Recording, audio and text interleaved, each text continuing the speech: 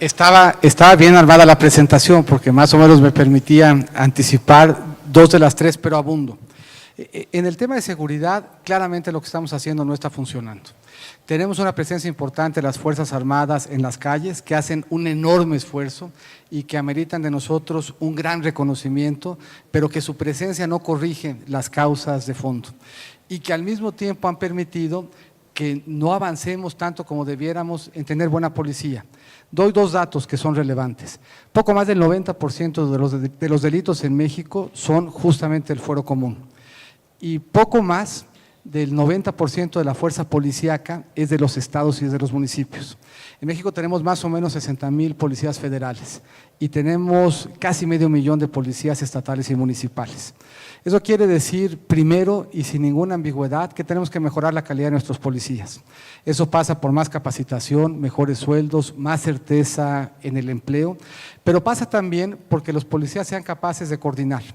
En los ejemplos que veíamos, pero que podíamos traer aquí a la Ciudad de México, si el robo en casa habitación en el Estado de México y en la Ciudad de México se definen diferente, eso quiere decir que si roban en el Estado de México y venden lo robado en la Ciudad de México, pues cuesta trabajo saber quién lo investiga, a quién le toca enfrentar ese reto delincuencial. Si nosotros no logramos homologar el lenguaje delincuencial, no importa qué hagamos con las policías, no vamos a generar una visión regional de los fenómenos que nos están afectando. De hecho, si nosotros identificáramos en un mapa del país, en donde pusiéramos en Google Maps la incidencia delictiva, tiende a dibujarse bastante bien las fronteras entre estados, porque justamente ahí saben los delincuentes que pueden hacer arbitraje entre las diferentes policías y los diferentes marcos normativos. Tiene que haber prevención, tiene que haber mejor policía, tenemos que hacer algo con las armas, tenemos que hacer algo con el dinero y tenemos que lograr que en México el mismo crimen tenga el mismo castigo. En materia de corrupción, no es suficiente la voluntad política. Si nos hemos quedado cortos es porque nos falta hacer cambios institucionales. Cuando en México enfrentamos un reto del que no estemos satisfechos de su solución, tenemos que voltear a ver qué tenemos que hacer con las instituciones para modificarlo. México hace mucho y por bendición, superó la época de los caudillos y nos metimos de lleno a la época de construir instituciones. En corrupción no debiera ser la excepción. Corrupción implica por lo menos estos 4 elementos que aquí comento. Tenemos una ley de extinción de dominios que tiene 10 años ya en los libros y no hemos podido extender, no hemos podido extinguir el dominio de uno solo de los funcionarios públicos que hemos procesado. Eso quiere decir que la forma como hoy lo hacemos, en donde empaquetamos quitarle los bienes con la responsabilidad penal, no está siendo eficiente ni está generando los incentivos adecuados.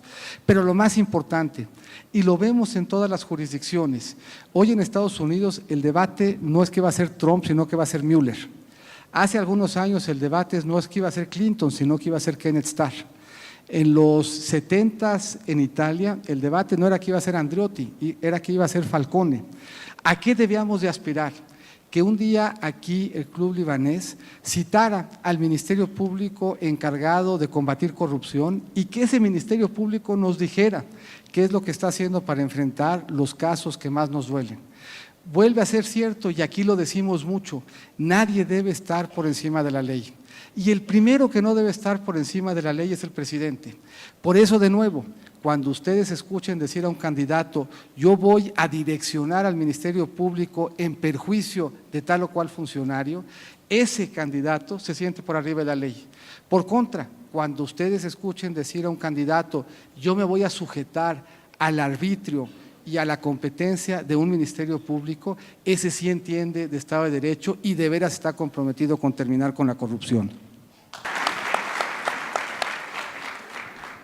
Y si además lo acompañamos con una buena revisión de la evolución patrimonial y con penas más severas, vamos a dar buenos resultados.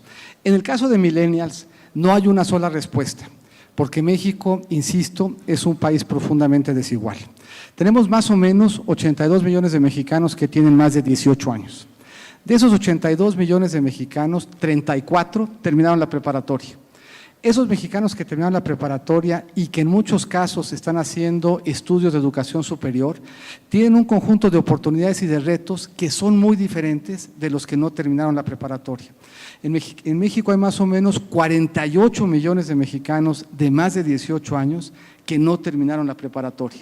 El programa y la atención a los millennials en consecuencia tendrá que tener dimensiones diferentes para cada una de las circunstancias que afectan a los millennials.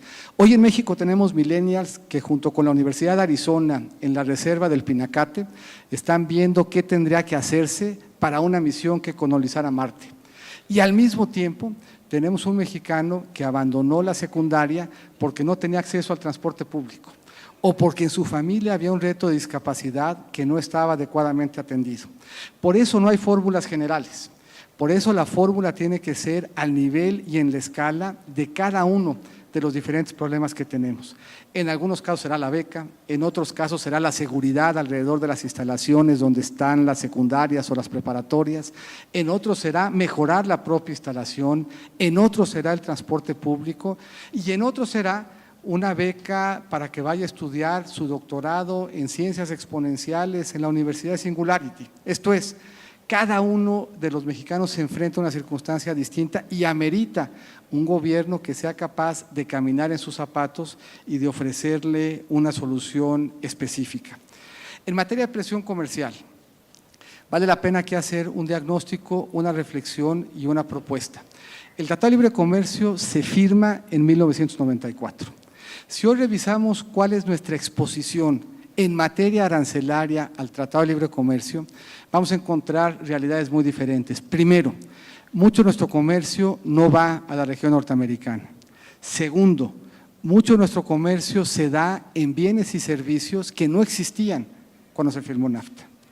Tercero, mucho de nuestro comercio, si bien está contemplado en NAFTA, la cadena de valor fuera de Norteamérica nos permite ser más competitivos cuando entramos a Norteamérica sin usar los beneficios de NAFTA. Eso quiere decir que nuestra exposición arancelaria a NAFTA es de más o menos el 20% de nuestras exportaciones.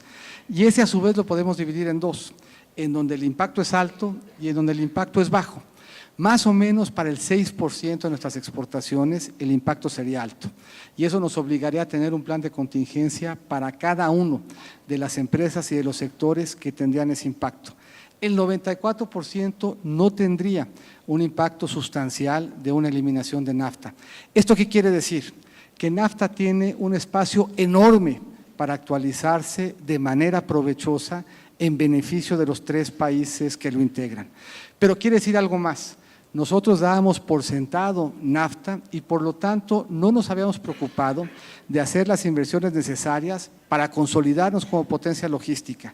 Ni hemos desarrollado instituciones que por fuera de NAFTA le den confianza a los inversionistas. ¿Qué tendríamos que hacer más allá de NAFTA? Tendríamos que hacer las inversiones necesarias para tener los mejores puertos, aeropuertos, carreteras, cruces, ferrocarriles y tendríamos que hacer un esfuerzo institucional para que nuestras instituciones fueran creíbles por sí mismas. Si eso hacemos y logramos actualizar NAFTA, nos va a ir muy bien. Si eso hacemos y no logramos actualizar NAFTA, nos va a ir muy bien de todas maneras.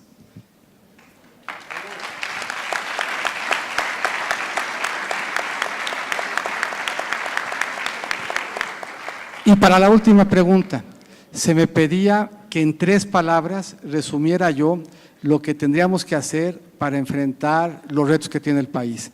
Y esas 3 palabras son Estado de Derecho. Muchísimas gracias y muy buenas noches.